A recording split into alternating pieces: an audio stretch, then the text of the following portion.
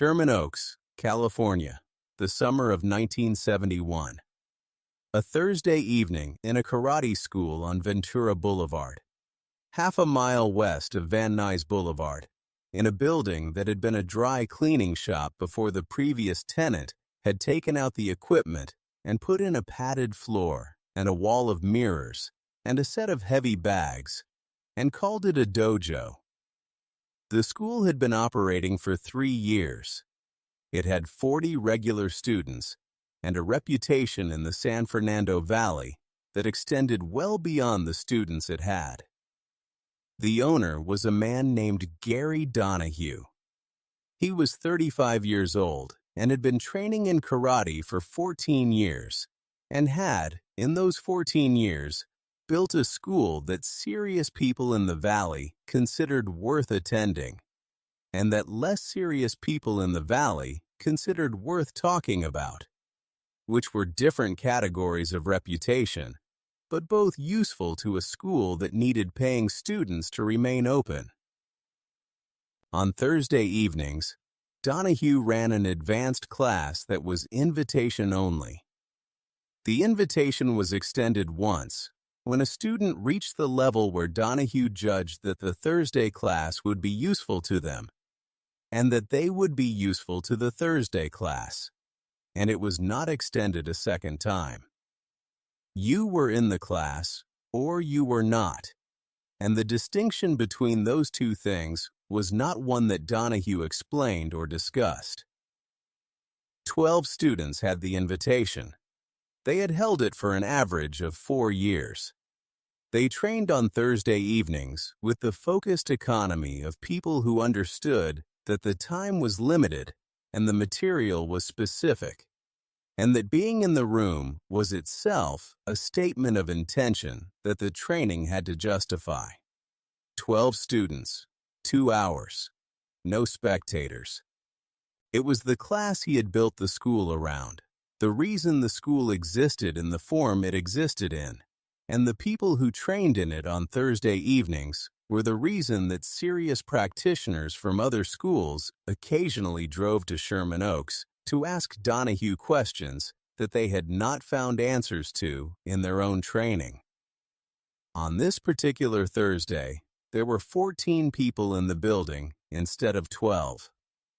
The 2 additional people had arrived at 6:45, 15 minutes before the class was scheduled to begin, and had been let in by Donahue because one of them had called that afternoon, and Donahue had said yes without quite understanding what he was saying yes to until the 2 men were standing in his doorway, and he understood it completely. Their names were Chuck Norris and Joe Lewis. They had driven together from Hollywood in Chuck Norris's car. They had not told each other much on the drive. They were not men who used car rides as occasions for conversation, when the thing that needed to be said was better said by what was about to happen. Norris had driven. Lewis had sat in the passenger seat and watched the valley scroll past the window and had thought about the question that the evening was going to answer. He had his own sense of what the answer was. He had always had his own sense of what the answer was. The drive from Hollywood to Sherman Oaks was 23 minutes on a Thursday evening, and neither of them used any of it. Chuck Norris was 30 years old that evening.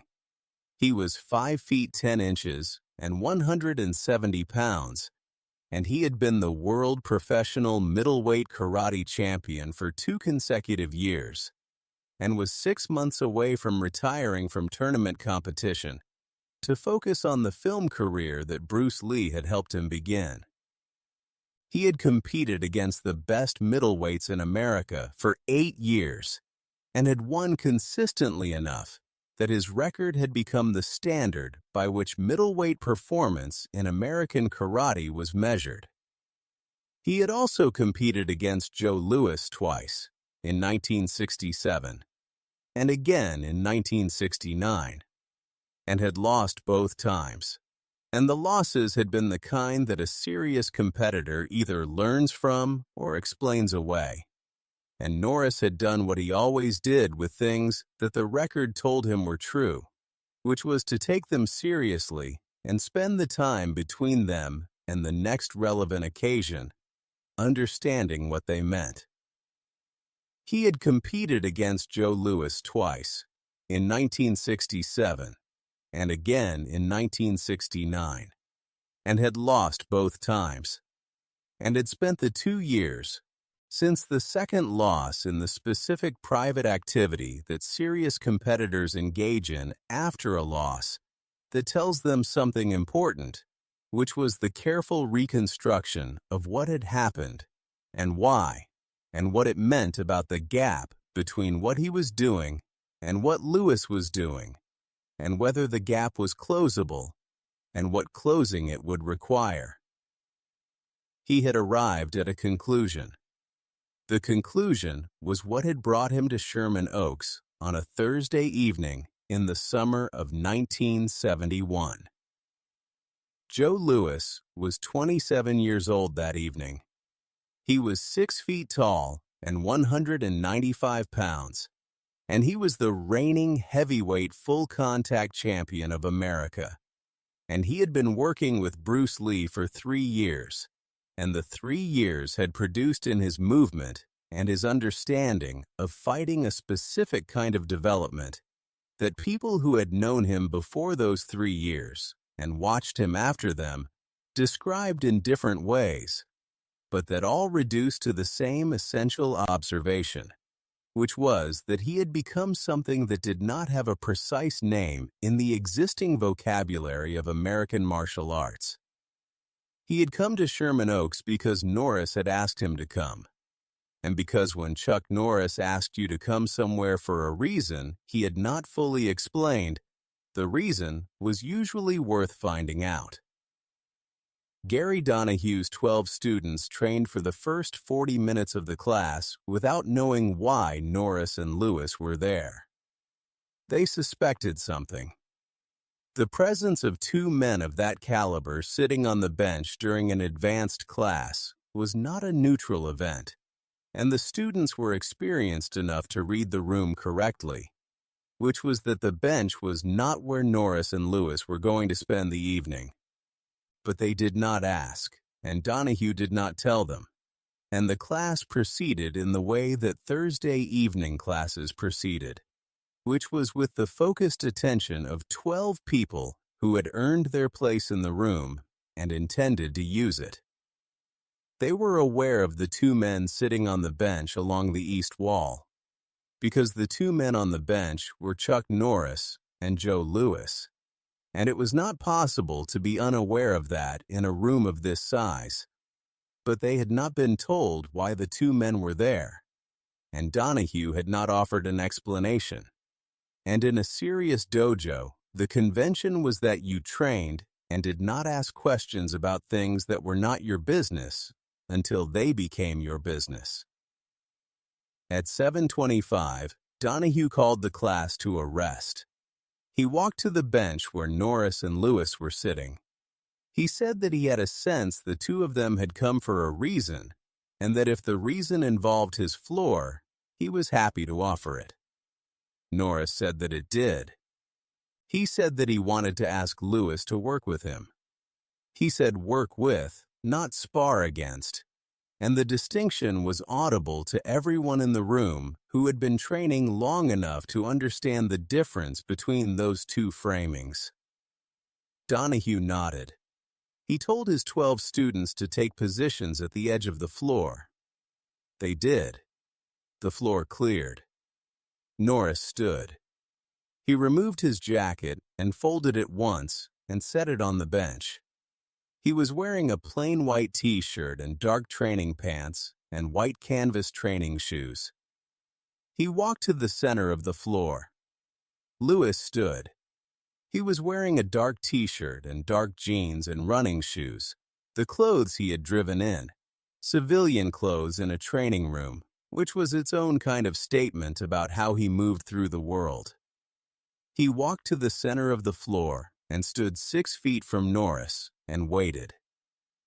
The 12 students at the edge of the floor had the specific quality of attention that people have when they are in the presence of something they understand is important and do not want to miss any part of.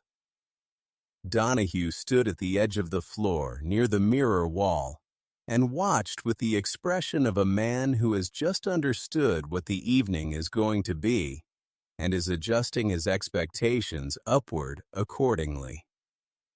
What happened in the next 22 minutes was not a sparring session in the conventional sense, and was not a fight in any sense, and was not a demonstration in the sense that demonstrations are usually understood, which is as a performance for an audience.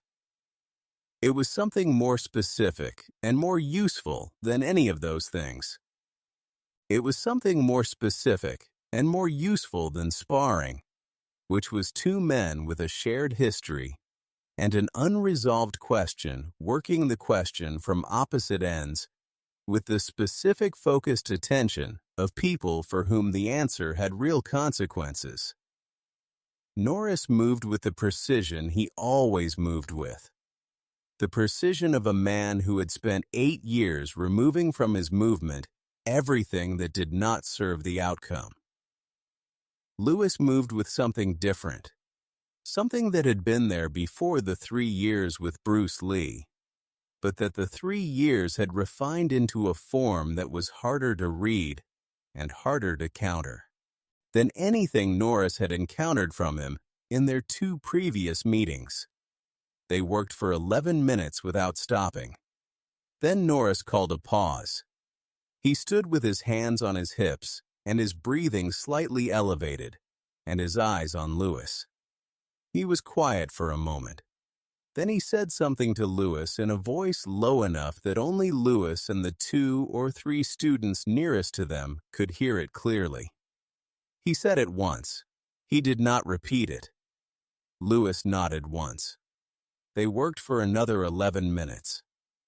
At the end of the second 11 minutes, Norris called the session finished. He walked to the bench and picked up his jacket. Lewis walked to the bench and picked up his own jacket. Gary Donahue came to the center of the floor. He said, in the tone of a man who has just watched something and wants to understand what he has watched, that he had a question. He said it to Norris directly. He said that there were men in the room who had been asking for 2 years when the third fight between Norris and Lewis was going to happen, and that he was one of them, and that the evening had given him a context for asking the question he had not had before. He said that he wanted to know, directly, whether Norris intended to fight Lewis a third time. Norris looked at Donahue. He was quiet for several seconds. The 12 students at the edge of the floor were completely still. Then he said the thing that silenced the room in the specific way that true things said plainly in front of people who were not expecting them silence rooms. He said that there was not going to be a third fight. He said it without apology and without the softening language that men use when they want to say something difficult, without bearing the full weight of saying it. He said it in the same tone he would have used to report the time or the weather, the tone of a man for whom the truth of a thing and the saying of the thing are the same act rather than 2 separate decisions. The 12 students at the edge of the floor heard it the way you hear something that you did not expect to hear, and that rearranges, in the moment of its arrival, the way you understood the situation that produced it. The room went silent in the way that rooms go silent when something true has been said that could have been left unsaid and was not. He said that what he had just spent 22 minutes working through with Joe Lewis had answered the question he had come to Sherman Oaks to answer, and that the answer was that the gap between what Lewis was doing and what he was doing was not a gap that another fight would close. He said that he had come to find out whether that was true, because he had needed to find out for himself, rather than conclude it from the record. Because a conclusion drawn from a record is a different thing from a conclusion drawn from the direct physical experience of the gap that the record is describing. And he was a man who required the direct physical experience before he was willing to act on the conclusion. He said that now he knew. He said that the most useful thing he could do with what he now knew was not to arrange a third fight, but to go back to his own training and work on what the 22 minutes had shown him needed working on. He said that a third fight between them would produce a result. He said that the result would be recorded in the records that tournament results are recorded in, and that people who read those records would take something from the result, and that what they took from it would be a version of what had happened that was smaller and less accurate than what the 22 minutes on Gary Donahue's floor had produced. He said that the result would not be the same as the understanding, and that the understanding was what he had actually come for, and that he had now received it, and that the right response to receiving it was not to go out and repeat the test, but to go back to his training and work on what the test had revealed. Gary Donahue looked at Norris for a long moment. Then he looked at Lewis. Lewis had not said anything since Norris began speaking. He was standing with his jacket over one arm and his hands loose and his weight even on both feet, and his face carrying the expression he carried when he was listening to something he was taking seriously, which was no expression at all, just complete attention. Then he said one thing. He said that what Norris had just said was the most honest thing he had heard from a competitor in 8 years of competing. He said it in the flat, informational tone he used for everything, the tone that made statements sound like facts rather than opinions. Then he put on his jacket. Norris put on his jacket. They nodded to Gary Donahue and to the 12 students at the edge of the floor. They walked to the door. They went through it. The door closed. The 12 students in Gary Donahue's Thursday evening advance class stood at the edge of the floor in the specific silence of people who have just witnessed something they did not expect to witness and are still working out what it means. Donahue stood in the center of the floor for a moment. He looked at the floor where the 22 minutes had happened. Then he said that class was finished for the evening. He said it in the tone of a man who has made a decision about the right ending for something and is now enacting it.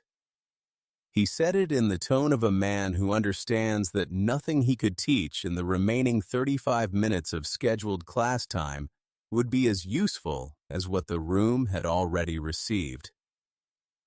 The 12 students changed and left. The lights in the dojo went off one by one as Donahue moved through the building.